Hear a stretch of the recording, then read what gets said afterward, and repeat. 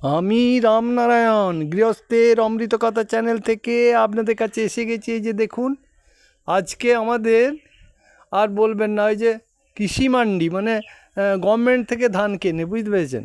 তো সে গভর্নমেন্টের যা ওরে বাবরে অবস্থা, সে চাষিরাই শুধু বুঝতে পারছে। সে গভর্নমেন্ট অ্যালট করে, তো তোমার ব্যাংক অ্যালট করে না, ব্যাংক করে তো সে তার অনলাইনে আসে না, সব নানা রকম। এবং ধান খুব পরিষ্কার পরিচ্ছন্ন করতে হবে, বুঝতে পেরেছেন? এবারে এত ধান পরিষ্কার পরিচ্ছন্ন করা সম্ভব?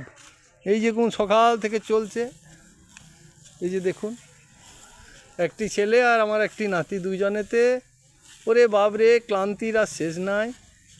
এই যে আপনাদেরকে দেখাচ্ছি, দেখুন, এই যে দেখুন, এই যে দেখুন কি পরিশ্রম করে করা হচ্ছে। এই ধান এইভাবে আপনার সব পরিষ্কার পরিচ্ছন্ন করতে হবে।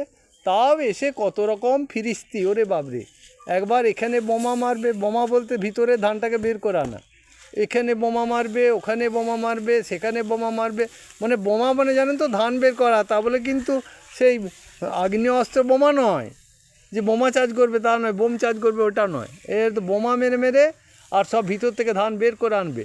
তারপরেতে সেইটা আবার নাকি মেশিনে টেস্ট হবে, তার কত পার্সেন্ট ময়েশ্চার আছে, কি আছে না আছে, বুঝলেন? তারপর কতটা নোংরা আছে, নোংরা তো বেরোচ্ছে দুবার ঝাড়া সময়তে, ধরুন একবার ফ্রেশ করা হয়েছে, আবার এই যে দেখুন কেমন ভুসি পড়েছে, দেখুন এই যে ভুসি, এই যে ভুসি দেখুন, ভুসিতে একদম চারিদিক ভর্তি হয়ে গেছে, এই যে দেখুন।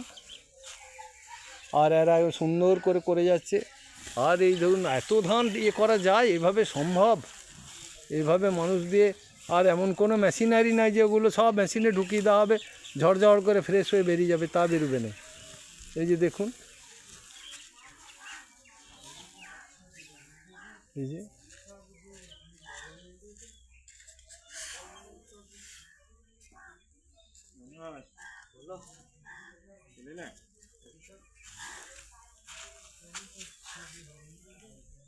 এই যে দেখুন কত সুন্দরভাবে এরা খেটে চলেছে, অক্লান্ত পরিশ্রম করে।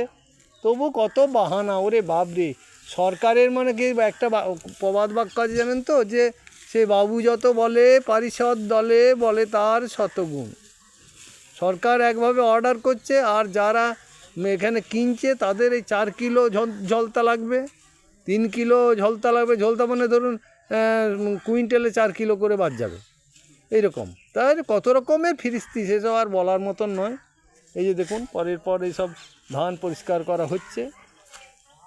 কখন যে স্নান করব, কখন খাবো, বা এরাই কখন খাবে, আমি কিছু বুঝে উঠতেই পারছি না। এই যে দেখুন, আর এই যে ধরুন পরিষ্কার করা হচ্ছে পরের পর, আপনাদেরকে দেখাচ্ছি পরের পর। এই যে দেখুন, এই সব পরিষ্কার করে রাখা হয়েছে। হ্যাঁ, বলে দিচ্ছি। এই যে দেখুন সব বস্তা করে করে, হ্যাঁ ওইটা ওখানে নিয়ে যাবে। এই যে দেখুন সব, আবার এই মারা আমার কুলো দিয়ে জুড়ছে।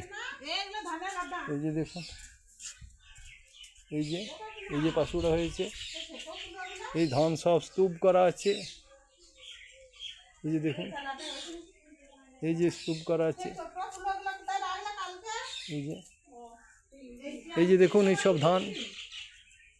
ধান সব গাদা করা আছে। আজকের ভিডিও আমি এখানেই রাখছি। যদি এই ধান পরিষ্কার দেখে আপনাদের ভালো লাগে তাহলে একটি লাইক করবেন। আর প্রত্যেক চাষি ভাইকেই বলবো যে সব সময় ধান যখন ঝাড়া হবে কাছে দাঁড়িয়ে থাকবেন, যতটা পরিষ্কার করানো যায়। তাছাড়া আজকের দিনে ধান বিক্রি করা মানে কঠিন ব্যাপার হয়েছে। এখানেই রাখলাম। যদি ভিডিওটি ভালো লাগে একটি লাইক করবেন। নমস্কার।